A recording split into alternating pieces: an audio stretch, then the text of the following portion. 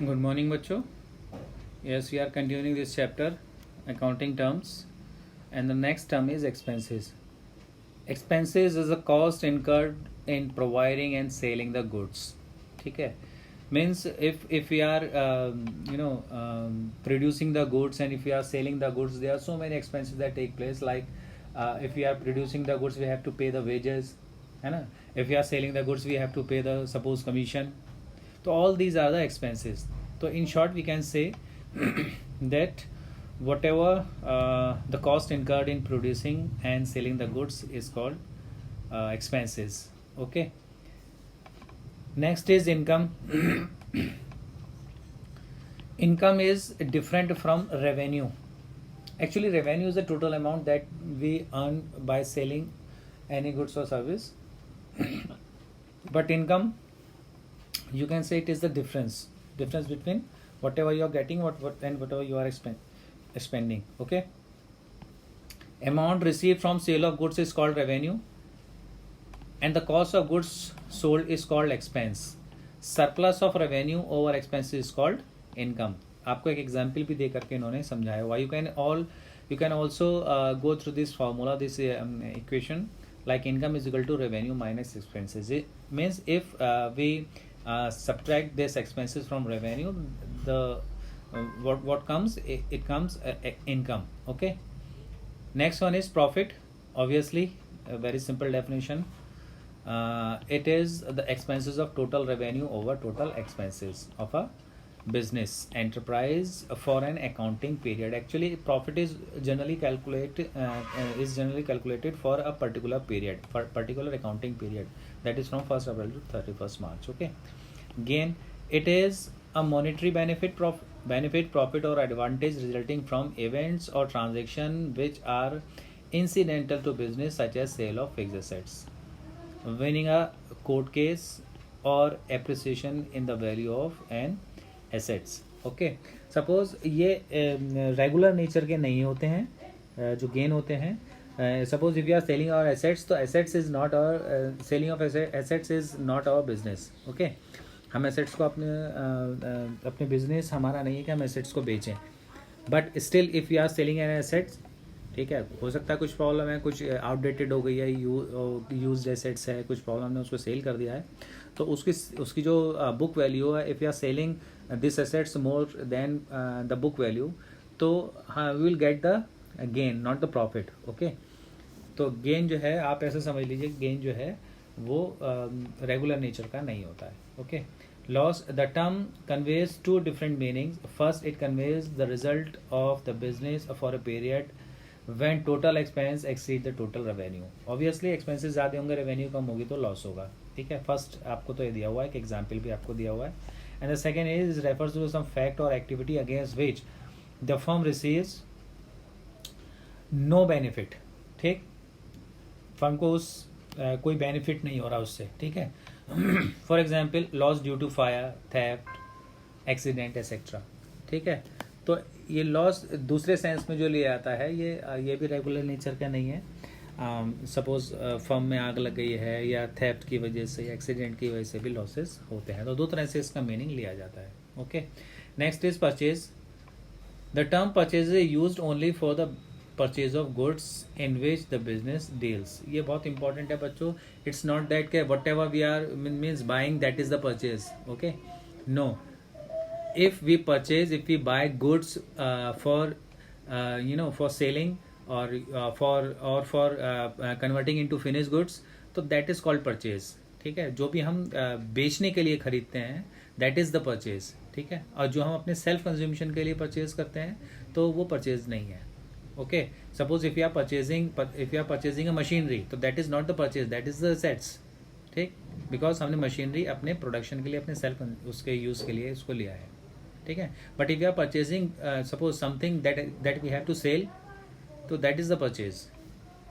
आपको meaning clear करना है इसका. And purchase return is when purchase goods are return to the suppliers, these are known as purchase returns. Means हमने कुछ goods purchase किया है, एंड द गुड्स से suppose it is defective and it is not according to the specification, और इस तरह की कुछ चीज़ें आती हैं तो we return goods to the supplier, that is called the purchase return. Okay, sales उसका जस्ट अपोजिट है. Sale means transfer of ownership of goods और services to customers for a price. ठीक है, ऐसा नहीं कि whatever we are selling that is the sale. No, if you are selling our old scooter, that is not the sale.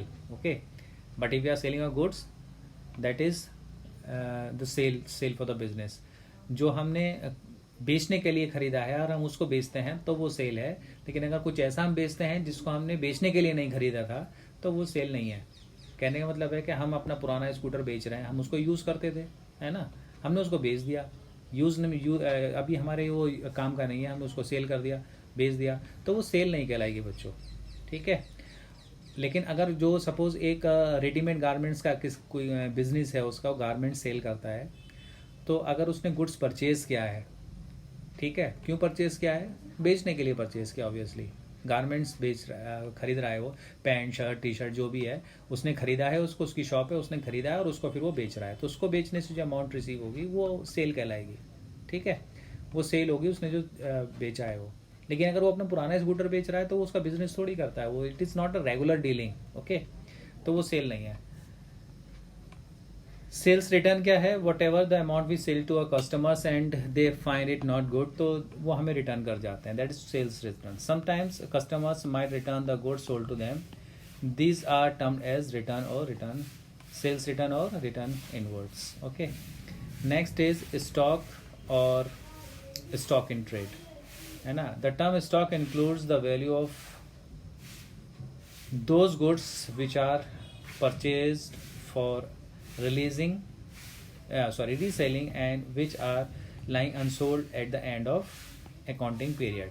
Okay, means आप ऐसा समझिए कि आप whatever you are purchasing for selling, तो ऐसा नहीं होता है कि जो भी आपने फिनिश गुड्स में कन्वर्ट किया है या जो भी आपने आपके पास जो आपने गुड्स परचेज किया सेल करने के लिए, आप उसको 100% पूरा बेच दोगे. आप पूरा नहीं बेचते हो.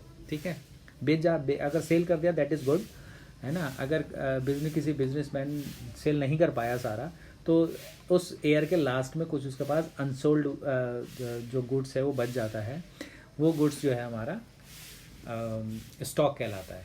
ओके, अगर लास्ट में बचा है in the means this goods is unsold at the end of the year, that is on 31st March, it is called closing stock. Okay, and in the next day on 31st April, on 1st April it becomes the opening stock of next financial year. Okay, now inventory.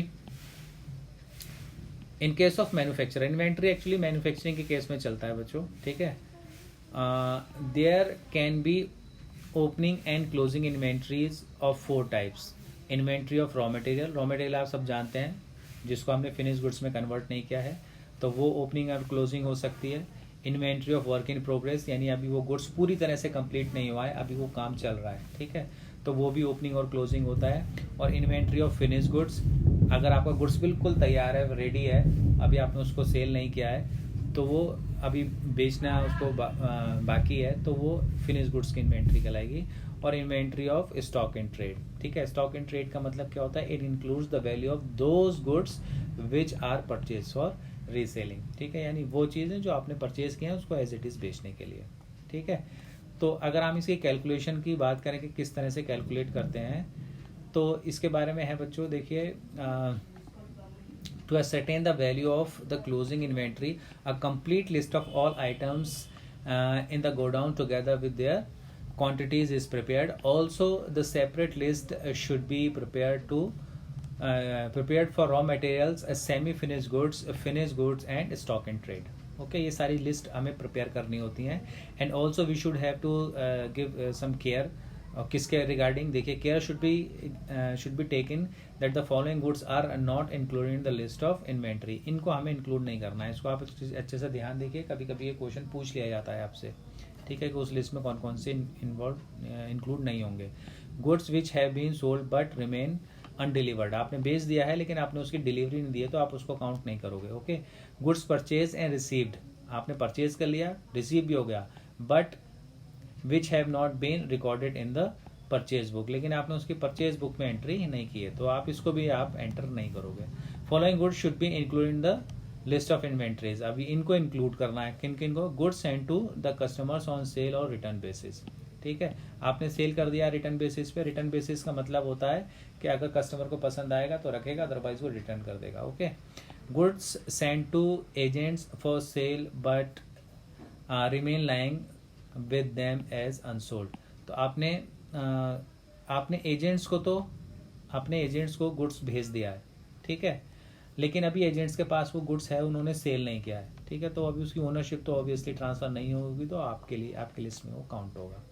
ठीक है, एक कभी कभी question पूछ लिया जाता है बच्चों कि distinction between stock and inventory, क्या डिफरेंस आता है स्टॉक एंड इन्वेंट्री में, तो the answer is stock refers only to the value of those goods which are purchase for reselling, है ना, आपने खरीदा है उसको फिर से बेचने के लिए, वो तो कहलाता है stock, and which are lying unsold at the end of accounting period, obviously accounting period में उसको सेल नहीं किया, वो बचा हुआ है।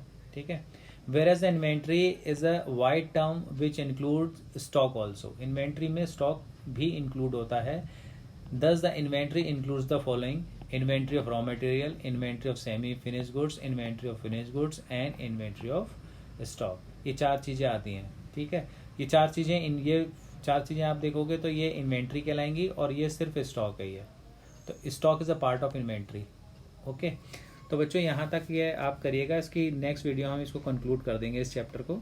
ठीक है ना, कुछ टर्म्स और बची हैं और ये फिनिश हो जाएगा ये। ठीक है, तो अभी आप इन टर्म्स को पढ़ के देख लीजिएगा, अगर आपको कोई प्रॉब्लम हो तो आप यू कैन आस्क मी, है ना। Okay, thank you.